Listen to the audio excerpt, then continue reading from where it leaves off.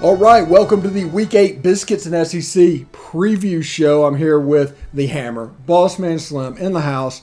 We're going to take out the trash from the weekend. We're going to talk about the dogs rolling, and we're going to preview this weekend as you can imagine. As you can see at the bottom, it says Trash Bandicoot. I am very proud of that, and I had to share that with the world.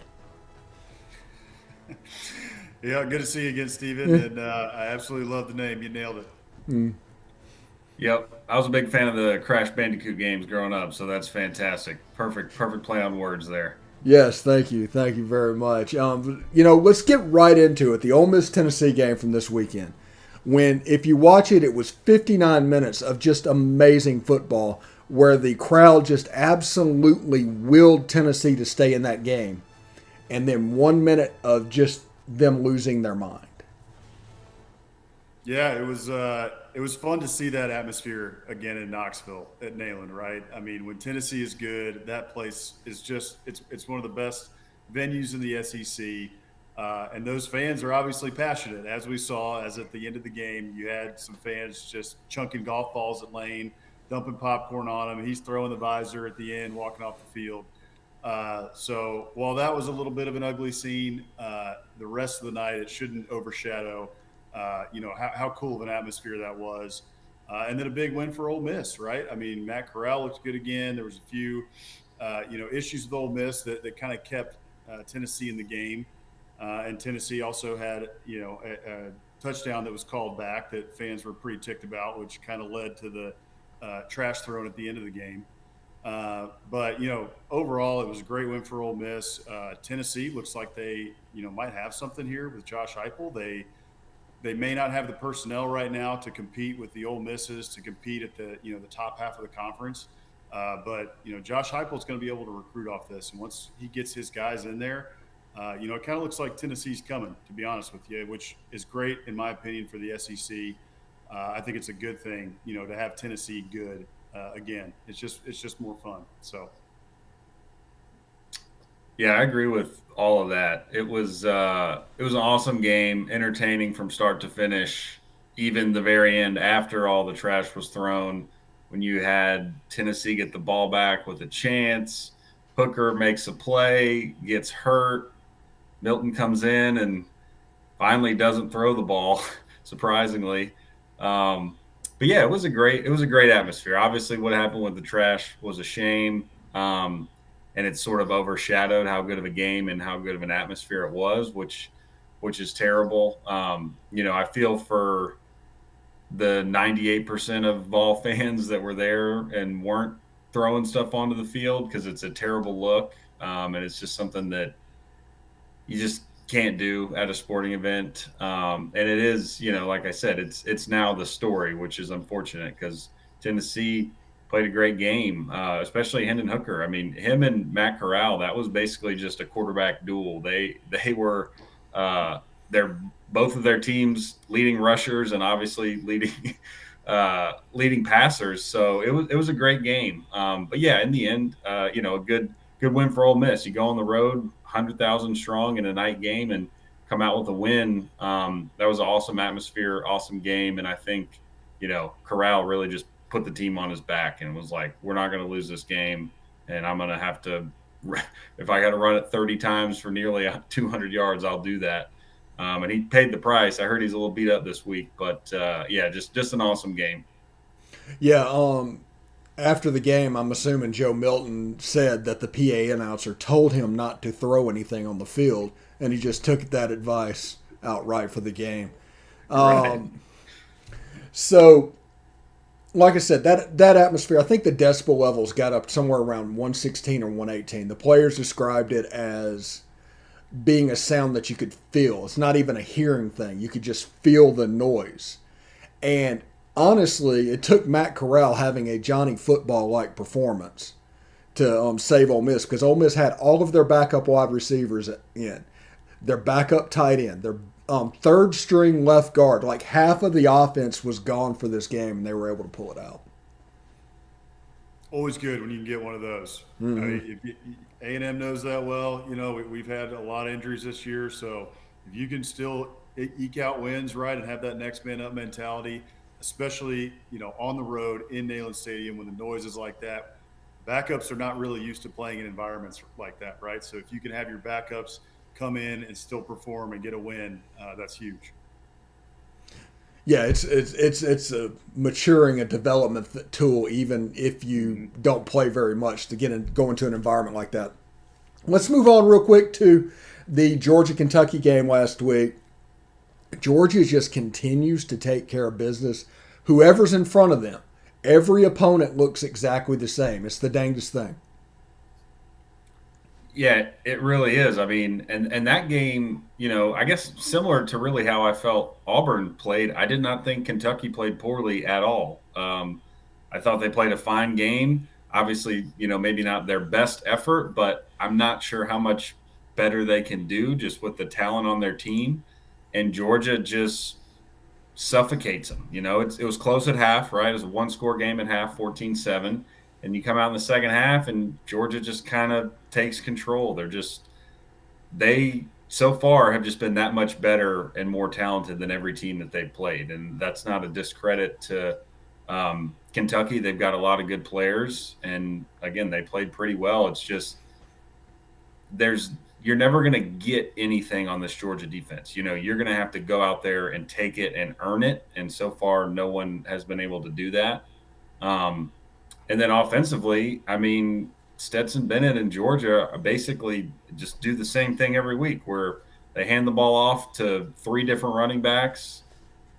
They're not running like necessarily all over teams. They just get, 4 to 5 yards a pop, and then Stetson hits a play action here and there, and there they go. They end up at the end of the game with, 30 or 35 points. So it seems like we're watching the same game over and over again. And frankly, until we get to Atlanta, I'm not sure anyone in the East is going to be able to get Georgia out of that game. I don't think anyone's good enough to force them out of that game plan. So we'll see. But it was a great game. I mean, both teams played well. Yeah, I think kind of going to what Hank was talking about, it's really, you know, we're seeing a pattern here with Georgia, right? Their defense is suffocating, and they're going to take away your main weapon. Chris Rodriguez Jr. had 7 yards, right? I picked him to go over 59 and a half yards on prize picks because I was just like, oh, he can get 59 and a half. No, nobody runs on this Georgia defense, right? I should have picked the under big time on that. I messed that up big time. But we're seeing a pattern with Georgia, and we're also seeing what great teams do, which is impose their will on you, right?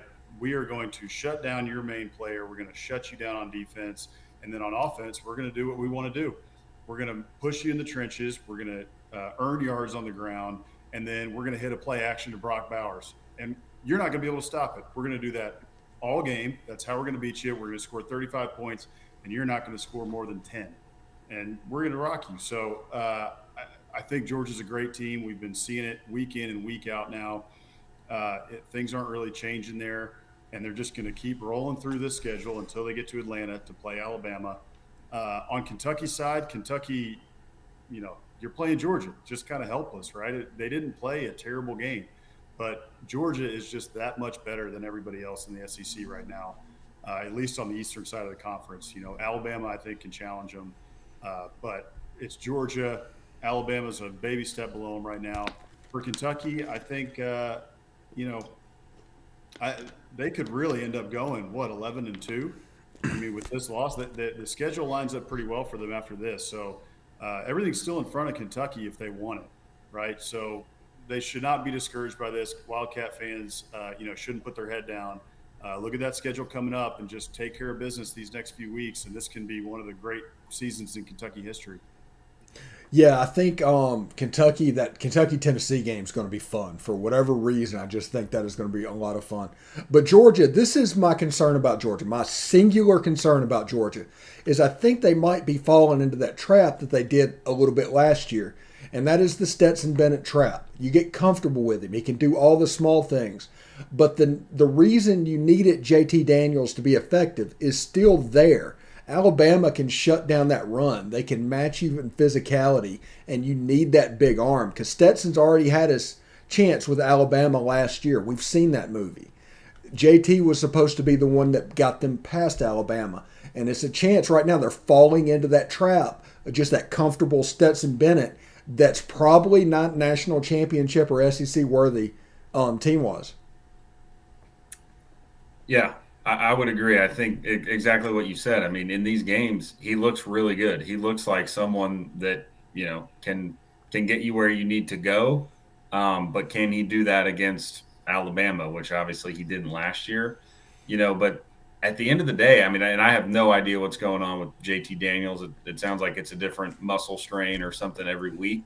But the clock is ticking to me, because the longer this goes on, the harder it's going to be to give him that job back, because Stetson has played well.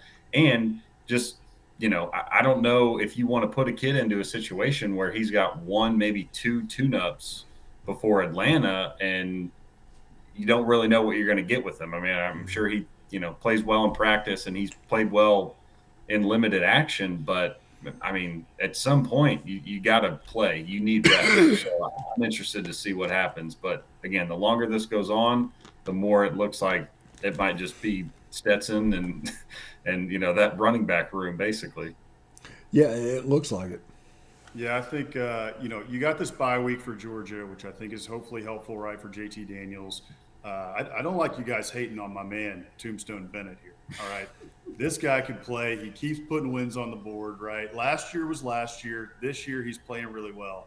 I think to some degree, all that said, right, I think that JT Daniels is the man in Georgia, and he should be. I also think that he is a very good quarterback, and I think you're right. I think, if you wanted to win the Citrus Bowl, you go with Stetson Bennett. If you want to win a national championship, you go with JT Daniels. So I think that having this bye week now for Georgia comes at a good time.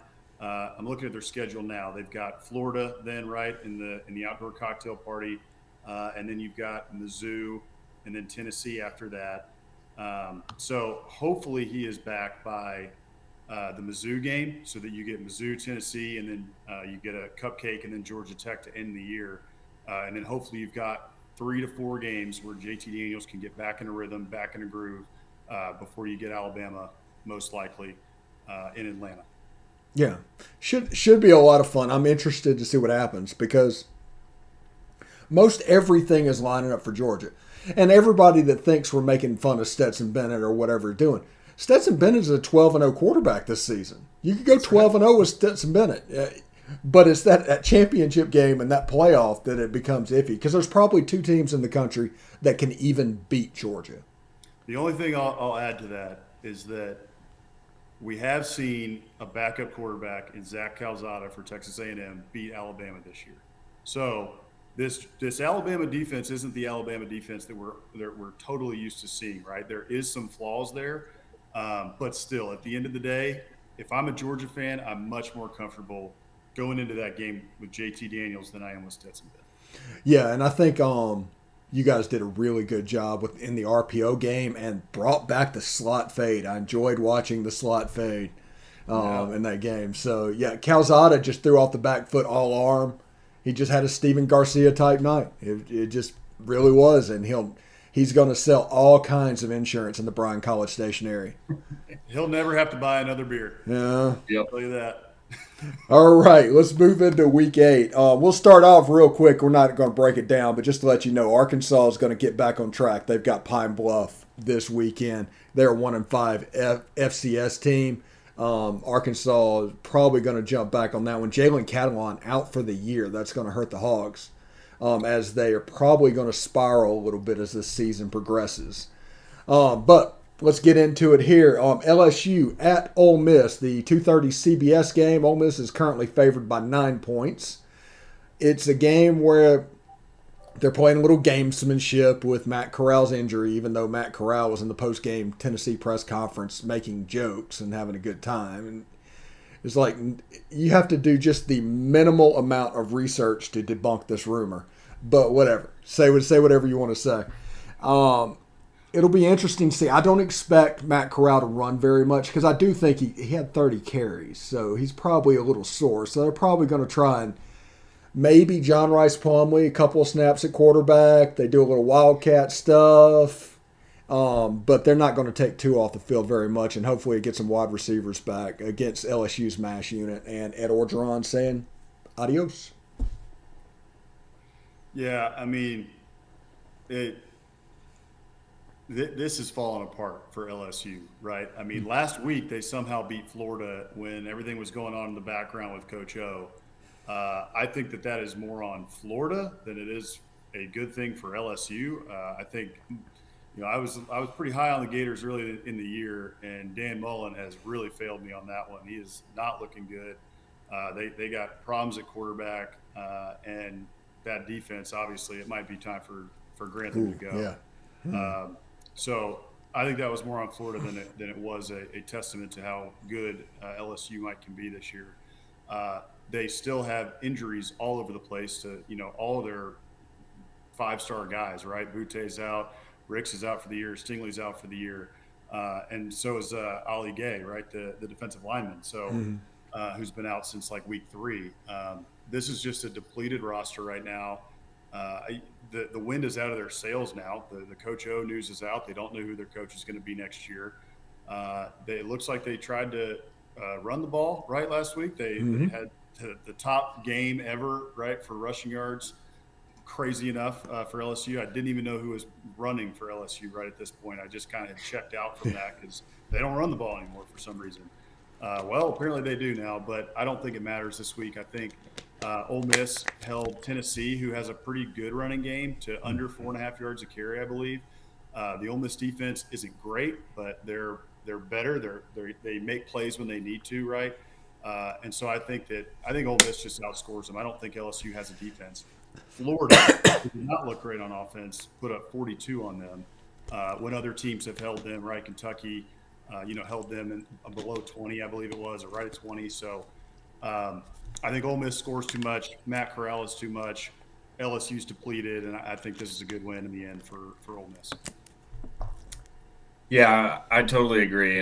We don't need to get into the Coach O stuff. Obviously, I know, Stephen, you all have been talking about it on your shows, but I think what happened last week was exactly what you said. That was more on Florida than LSU. Now, give LSU credit. They obviously fought hard, which is, more than you can say in some previous weeks or seasons where it didn't look like they actually cared. They definitely cared on Saturday, and they went out and got a win. But offensively, LSU was running like the same 3 run plays over and over and over. And Florida, for whatever reason, just could not figure out the run fits. I don't know what Todd Grantham was doing. I don't know how, that Florida defense held Alabama to 31 or whatever, and then looked like that and gave up over 300 yards rushing to LSU. And that was just mind-blowing, the lack of adjustments on the Florida coaching staff part, defensively especially. And then, like you said, LSU defensively is totally depleted. Florida played 2 quarterbacks in the game. It seems like Anthony Richardson is the guy now, but they threw 4 interceptions combined between the 2 of them. That's not going to happen to Matt Corral. He's not going to throw 4 picks. He's not going to give LSU advantageous positions. So as long as you can just play, fundamental defense on LSU, you should be able to hold them to a couple touchdowns, hold them easily under 30 points. And I don't see LSU holding Ole Miss to under 30 points. So I think, this is a game where Ole Miss has way more to play for, and they're just a better team right now. Obviously, you mentioned it, Stephen. Ole Miss has plenty of injuries as well. Hopefully they can get healthy, but this is a mismatch right now. I think Ole Miss should take care of business, especially at home. Yeah. Two things real quick. With Jake Springer coming back, he played against Tennessee with Ole Miss's defense. He allows them to do some normal defensive stuff and make it look like a standard 3-3 instead of the 3-2-6 Iowa State. So you can mix those 2 defenses together because of the physicality he brings. The other thing is Florida is 2-6 out in their last 8 games against Power 5 opponents. Their only wins are against Tennessee and Vanderbilt. Coach O got fired for performance. Florida has a worse record than Coach O over that span and lost to Coach O twice. Yeah, it's interesting at Florida there. I mean, I heard somebody was talking about it. It might have been Josh Pate at Late Kick. I was listening to him a lot this week, and he was talking about you can kind of see it. He basically said that Mullen thought he was going to get an NFL job at the end of this year, or excuse me, at the end of last year, and was sold on it. And he started just kind of mailing it in and acting like he was going to get an NFL job. And you can kind of see that in his actions over the course of that last year, right? Just kind of the antics that were going on. He just kind of was being flamboyant. He was kind of all over the place, really, really arrogant. The rumors come out at the end of the year that he's trying to go to the NFL, and it doesn't pan out. And so now that it hasn't been out, he's kind of up a creek to some degree, right? The recruiting hasn't been at a level that you're used to seeing at Florida, and now the wheels are kind of starting to come off. And that record just shows you kind of what's going on, and the way that they've lost those games too, right? It is really not a good look, and Florida fans aren't going to tolerate that for very long. No, absolutely not. Moving on, Mississippi State in Nashville to take on the Vanderbilt Commodores. 1 minute away from their first SEC win against South Carolina. Then they completely vandied the game. Mississippi State is a 20.5-point favorite. The over-under is 51 points. It's on the SEC network at 3 o'clock. So that's directly opposite the Ole Miss game. So this is a friends and family game. I think that is too many points for Mississippi State. Mississippi State generally does not blow out Vanderbilt for whatever reason. I think this could look a lot, honestly, like it did last week. And I expect Vandy to eventually turn the corner because I like Clark Lee. I don't think it's going to happen this year, but I could see Mississippi State winning this game by 10 or 14 points. Yeah, I'm with you. I think 20 points for Mississippi State is way too much against anybody, frankly. I mean, they have not blown out a single team on their schedule, including Louisiana Tech, and then obviously they lost to Memphis. So I would not pick them to cover a 20-point spread on anybody. That said, they're a far better team than Vanderbilt right now. Obviously, the Bulldogs, took their lick last weekend against Alabama, but that happens when you play the Tide quite a bit. So I don't really fault them for that. I just think, they had a bad night, but going up against Vanderbilt, that this could be, Mississippi State's get right game, if you will, where I really don't think they'll struggle. They probably won't score a ton, but I could see them getting up into the 30s, and, Vandy might scratch out 10, 17, but I would not expect this game to be very close, at past midway through the third quarter would be my guess. Okay. Well, Mississippi State, they got to enjoy it for a week because they had a transitive property win over Alabama via Texas A&M, and then got the brakes beat off them by Alabama. So I think that they're going to be up for this one. I think Mike Leach is going to have them ready for this game. I don't think they're going to overlook Vanderbilt. I think that Vanderbilt is bad, but I think in that locker room it's going to be, hey, we've got Kentucky, Arkansas, and Auburn coming up, and we need to get ready right now, and that starts with beating Vanderbilt. I'm going to disagree with you guys. I think that they're going to cover. I know that they haven't really shown that they can do that this year, but I think Vanderbilt is very bad. I think Mississippi State's a much better team than South Carolina is. I think Cowboy Will Rogers is a solid quarterback, and I think that he gets it done on Saturday night, and I think they end up covering. And I think that defense is salty enough to hold Vandy to very low point total. So I'm going to take Hail State to cover. Okay. At 7 o'clock Eastern Time, Tennessee goes to Bryant-Denny Stadium in Tuscaloosa to take their lumps with Alabama. It must be the third Saturday in October. Alabama is a 25-point favorite. Over-under is at 67 points, and it is on ESPN. The bad news for Tennessee is it doesn't look at this point like Hendon Hooker is probably going to play. He might, but this might be like a Tyon Evans last week could play where they were playing games. But you're going to get beat by Alabama either way. You might as well just throw Joe Milton out there. Get a couple of weeks to get right. Come back after Halloween and just go. Yeah, I'll be interested to see if Hooker can go. I think I was reading actually before we got on tonight, and he's kind of day to day, so we'll see if he gets to go or not. Um, if it is Joe Milton, if I was a fan at Alabama, I would be wearing a helmet to that game just in case he throws a rocket launcher into the stands, because he's sure as hell not going to hit any receivers. Um, but right now, I think Tennessee is looking better. They're looking better with Hendon Hooker. If it was me and Hooker can't go, I would be starting Harrison Bailey just to see what he can do. But Tennessee is looking better, but this is Alabama, and you're at Alabama. You're in Tuscaloosa. You're not going to get a win here. Alabama's on a warpath since Texas A&M, and I think that started last week when they beat Mississippi State 49-9. And I think Tennessee does not have. We talked about it earlier, talking about the Ole Miss game, where Tennessee is coming. Tennessee, Heupel looks like he's got them on the right track. He needs to recruit. He needs to get his guys in. Talk about them in the next 2 to 3 years being a really solid team, maybe even next year, and really trying to rise in the conference. But this year's not that year. The roster's depleted overall, and Alabama just has too many guys. It's just going to overwhelm them with talent. I don't know what the spread is, but I'll take Alabama by 20 or more. Yeah, Alabama's favored by 25. 25. Yeah, it'll be close to that. Yeah. Yeah, I would pick them to cover this game. I think most likely I'm going to be picking Bama to cover the rest of the year, just because, like y'all been saying, it's basically it's that time of year. They had a slip up, did not play their best against A&M, and now they're going to win out. I would be shocked if they didn't. I saw a funny stat about this game. Not funny if you're a Tennessee fan, but they have not scored 21 points in this game since, I believe, 2003.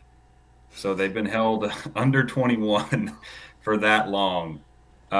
They still got a couple wins in there. It hadn't been that long since they beat them, but it's been that long since they scored 21 points. And if Hendon Hooker's not in the game, then yeah, they're not scoring 21 in this one either, because we've seen what Joe Milton can do. Just not pretty unless he figures something out in a week's time. Then they're going to be in trouble. And yeah, Bama's just they're really good right now. I mean, Will Anderson was totally unblockable last week against Mississippi State. Assuming he's finally 100% healthy, and he looked like it last week, I expect him to be in the backfield all day again. And Tennessee, yeah, they just don't have the players. As long as Alabama doesn't overlook this game, which we know they won't. They enjoy beating the crud out of Tennessee every year, and I think they'll do just that. I mean, honestly, I wouldn't be surprised if this looks similar to the Mississippi State game, because I think that's kind of what Alabama is going to do to a lot of teams here on the tail end of the season. Yeah, I think for Ole Miss fans, as long as you take care of business, your best hope for them taking a loss is at Jordan-Hare Stadium. Got to be. Yeah, that's probably the one spot that they might slip up and drop a game. Let's move on to the last game of the night on the SEC Network. South Carolina at number 17, Texas A&M. Texas A&M, a 21-point favorite. Over under is at 45. Good grief, that's a 1990s over under. I don't know what I think about that. Being favored by 21 and the over under being 45. That's like a 34-10 somewhere in there, maybe. Yeah. Yeah. Yeah, that's interesting. I don't know if I would necessarily take A&M to cover. They took care of business against Missouri. I think they deserve credit for that. That game was 21-0 at the end of the first quarter. It was they put it out of reach pretty quickly. But I don't know. Like you said, that's a pretty big spread. I think South Carolina has a decent defense. I would not expect South Carolina to do much offensively because they just haven't all year. And I do think A&M's defense has sort of turned a corner since Mississippi State, where they just didn't look right. It was just a weird night. Obviously, they didn't give up a ton of points, but they just couldn't ever stop them or get off the field. But against Alabama, I thought they played pretty well, about as well as you can, particularly forcing 2 turnovers. They had 2 turnovers again last week against Missouri. Missouri has been able to score for as bad as their defense is. Tyler Beatty and Connor Bazelak have been able to put up some points. So holding that team to 14 is not anything to, you know, shake your head at. So I don't think South Carolina's going to be able to get much. But you know, offensively, A&M really didn't do much last week against Mizzou other than hand the ball off, which is great when you're playing Mizzou. But I don't think they'll be able to do that against South Carolina. So I think A&M will win pretty handily by 14. You know, maybe 20, but that spread's a little bit too high for my taste. Yeah, I think the spread's probably a little bit high, but not by much. I'm honestly, I'm a little bit worried going into this game, being an Aggie, and the fact that I haven't picked an upset all show, because this year is the year of chaos, as we've talked about, and there's some crazy upset that comes out of nowhere every week. But if there's going to be an upset this week, I don't think it's going to be this game, especially with the fact that South Carolina just announced that Luke Doty isn't going to be playing in this game. He's out for the year. So with Luke Doty out for the year and Colonel Zebulon Noland heading up the South Carolina offense at QB, I like Texas A&M's defense to keep that under control. I really don't worry about South Carolina's offense at all going up against A&M's defense. And then on the offensive side of the ball, I think kind of like Hank was saying with the defense at A&M, I think to some degree the A&M offense is turning their corner as well. And I think that the South Carolina defense is fine, but they're not that good. I think A&M, if they don't cover, is going to come darn close to it. And I wouldn't be surprised to see A&M in the high 30s, low 40s, and South Carolina 17, something like that. Okay. All right. This has been the Biscuits and SEC Week 8 preview. Guys, it's been a pleasure. Go enjoy a nice weekend of college football. Oh, before we get off the phone, I know this is Biscuits and SEC, but let's do Biscuits and ACC. Pittsburgh or Clemson? Ooh, I was talking to a buddy about that this weekend who went to Clemson. I think I might take Pitt. It has been ugly at Clemson this year. That offense is not playing well, and Pitt can score the ball. And Clemson, their defense is good. They're a championship level defense. Their offense is the one that's been the problem. But I don't think that Clemson's defense can hold Pitt to a low enough point total in order to win this game, because I don't think Clemson's offense can do anything. No. Yeah, I totally agree. You know, I get nervous anytime I pick Pitt to do anything, because they are always just ripe for a massive letdown, which they've already had this year, losing to Western Michigan, which makes no sense when you look at the rest of their schedule. But, you know, Kenny Pickett is good. And, yeah, Clemson, you just sort of keep waiting for their offense to find something, and they can't. You know, that game in the Carrier Dome last weekend was pretty ugly. They're really not improving at all. So I think Pittsburgh will take this one, especially because it's at home for Pittsburgh. So, you know, at least that'll be a good atmosphere, even though, you know, Clemson is unranked. It'll be a big game for them. I'm sure their stadium will be full and their crowd will be into it. So yeah, I think this is Pitt's game to lose, and I'd be surprised if DJ and Clemson figured out a way to score enough points to win. Yeah, I'm looking forward to the ACC championship game of Wake Forest or NC State versus Pittsburgh. I mean, it's all just setting up ACC. That's the most ACC title game you can think of. It's hilarious. Yeah, It really is. It's crazy. But guys, thank you very much. We'll see you next weekend, and we'll talk a little football and get ready for Week 9. But thank you. Can't wait. Awesome. Thanks, Steven. Steven. All right. Take care, guys.